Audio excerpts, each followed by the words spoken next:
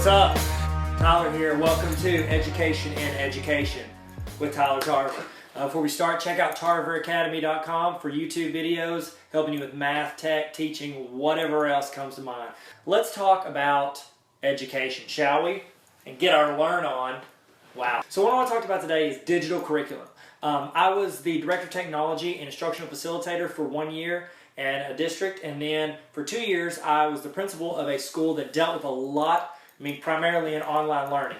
And so I have quite a bit of experience, practical, putting in the hours experience with digital curriculum. So I can tell you some of the ins and outs, the warnings, the things to look for, and even starting to look for digital curriculum.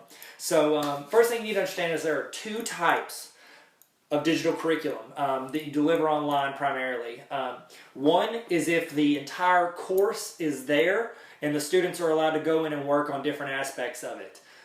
That means that you've got the entire thing and then they can go in and just start knocking it out. They don't have to wait on you, the teacher. They can just go in, they can finish the whole course in a month if they buckle down and work hard. The other one is in session. That means that they are given the assignments as you give them. They're not allowed to go too far ahead unless you decide they need to go further ahead. And you pick that individually. Like you are the teacher, it's still in session, you're still doing things on your time and your terms. Let's talk about the full courses. There are a lot of digital curriculum providers. If your district is on point, then you may have this for the entire year. Some of the main ones are Blackboard. They're usually pretty good about hitting state standards. Odyssey-ware is one that we've used. It's great on the administrative side, but they're a little bit tougher on getting them to have stuff already set to your state's standards. A lot of it's you have to go in and edit it yourself or have your teachers go in and edit it themselves. But Odyssey-ware is good. Blackboard's usually on point with regards to all the curriculum on there. Some others like Play-Doh, Epic. There's some iTunes U courses. A lot of the iTunes U courses, you're not going to get what you want unless your teachers make it. You know, you can pull stuff from other teachers, but they might have just thrown it out there, and then you're going to have to supplement a lot of assessments. One thing with like Blackboard or Odyssey-ware or Play-Doh or these other ones, or Carnegie Learning, they're going to have all the assessments in there. So that's a big part of like the full thing, because you're going to have kids, if you allow kids to go at different like paces, you're going to have a kid taking a Chapter 3 test at the same time 2 kids are taking a quiz in Chapter 1, and another kid might be like way ahead and taking his final exam. Like that's hard to do as a teacher, is do all those assessments at any point whenever they're all over the place. You won't see this as much unless your school has the waivers or provisions for kids to finish a whole course. What you may do is if your school uses like Blackboard for the whole course, you might just let them open up different units at a time. The kids can work ahead, but you don't want to be grading a test for something you haven't done 3 chapters ahead, because a good chance the kids are not going to do well on it, and then you're going to have to reset it, and they could screenshot stuff, and then they could save it for when they're actually there. It just leads to a lot of problems unless you're good at monitoring that, or if your school's set up in a way where you're doing the full course at the kids' pace. Okay, so that's a full session. When you're doing a full session, 2 very important things, because we used Blackboard for the first year and then we switched because of these 2 things. You ready? If you're allowing the kids to work at their own pace, you want to have something to where you give a start date and an end date, and then it fills in assignments for those kids. So when a kid signs on to the course, they know, okay, this is due today, this is due tomorrow. It lines all of your assignments out. With some of those programs, they line it up to where you can like set it within a month and you'll just toss in like 5 assignments a day until you get finished. Or you can spread it out over 6 months for a full semester and it's like 1 or 2 assignments a day. It just it paces it based on the dates you want. Very important. That's one thing Blackboard fell very short of. I don't know if they fixed it or not, but that's one thing they fell super short of, was it was just like, here's the whole class.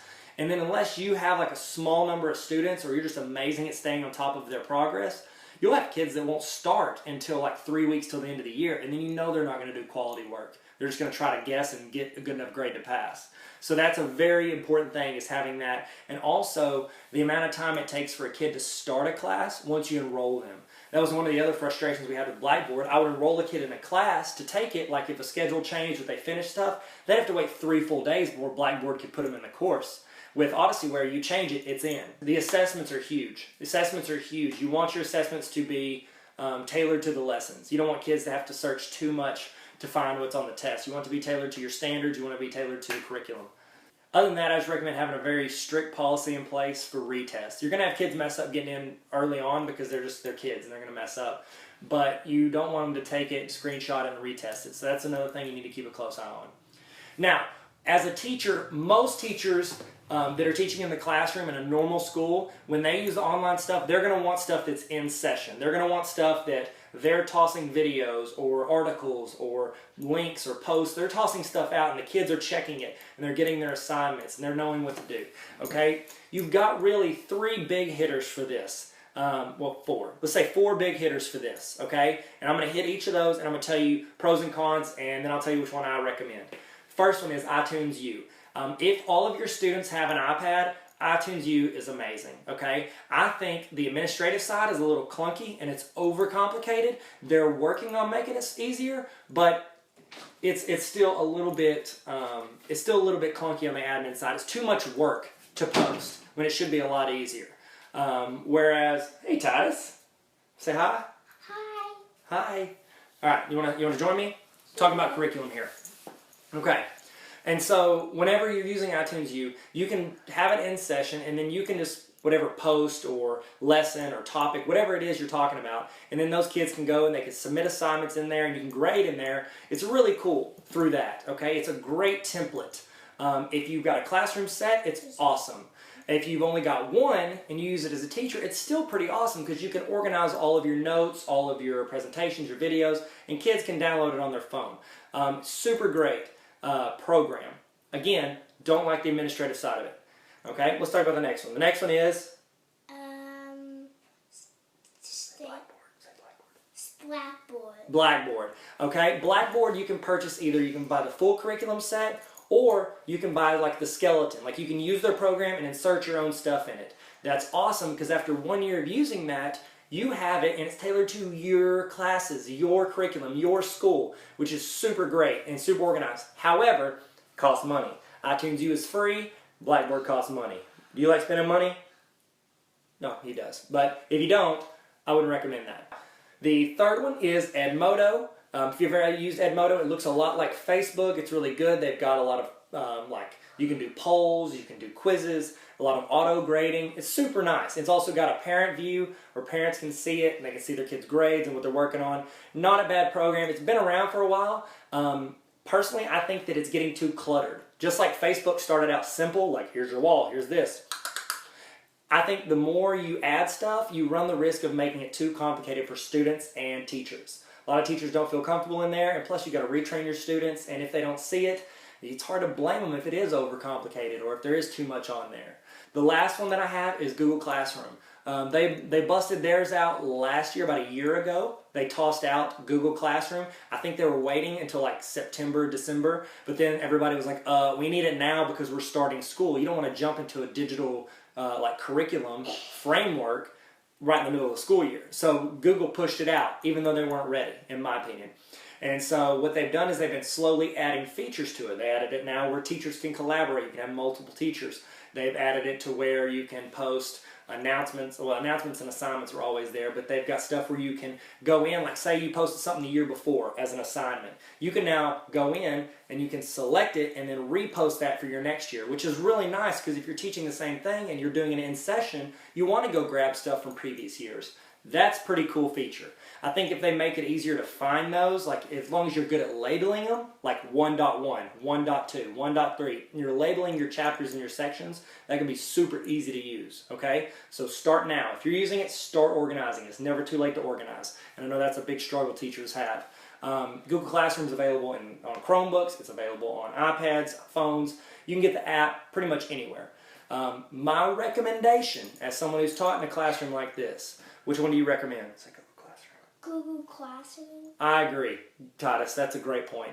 Google Classroom is by far the simplest and can do most with that. And plus, now that you can go back and grab stuff from previous years, makes it a lot easier. Like iTunes U, you can have it set in there, but I just feel like Google's integrating all the stuff you should be using in your class, which is docs, sheets, forms. My goodness, if you're not using forms and you're in education, you're doing education wrong. It is so easy to gather information. It's so easy to assess students. I mean, it's so simple. If you haven't learned it, learn it. I've got videos at tarveracademy.com on Google Forms. If not, tell me what you want to learn on Twitter or Instagram, and I will start telling you and teaching you how to use them for whatever you want to use, because Google Forms are amazing for education.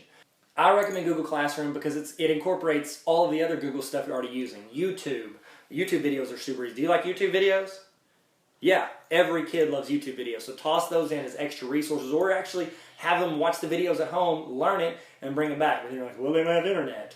Plan ahead, okay? Tell them to go to Chick-fil-A, Starbucks, tell them to watch it during their study hall, whatever it is. That's what I recommend. So Google Classroom, I think, is the best in session. My vote for best program as far as like the full coursework, I like Odysseyware because I like the administrative side of it, and I like how editable it is. It's very easy to add in stuff from different chapters and lessons and do assessments. Very easy. And plus they have it as like a seat basis. That's also very important for full classrooms, is the cost. If you're going to pay for your curriculum, know the cost. Like if one student can have as many classes as we want, or if I pay per class, per student, that's something to keep in mind, and that's just something you have to discuss with your director of curriculum or whoever's paying the bill for these curriculums. As far as in-session goes, I highly recommend Google Classroom. And again, I'll be tossing up more videos on Tarver Academy explaining different aspects of that, and I'll probably do some more on this podcast or series if you're listening on the podcast, or if you're watching it on YouTube. Then I'll start posting more on there. Just hit me in the comments or tweet me or hit me up on Instagram. I'll try to answer any questions you have. So if you could, please comment on it on the YouTube. If you're on the podcast, please rate. Take a minute and just rate the podcast. What you think? Be honest. If you like it, if you don't like it, I need to improve my audio. I'm really just using my phone for the audio. And then, oh my goodness, I wish you could see what I'm looking at here. Let's show them, Titus. Apologize for my office. It's a mess. I was using a trophy. I was using a trophy with this GoPro with like a clip. And so that's what we're using. So that's Education and Education with Tyler Tarver. Titus, can you say please subscribe? Please subscribe. We'd really appreciate it. Hit him with the peace, bro. Peace. Thank y'all for watching. Bye. Bye.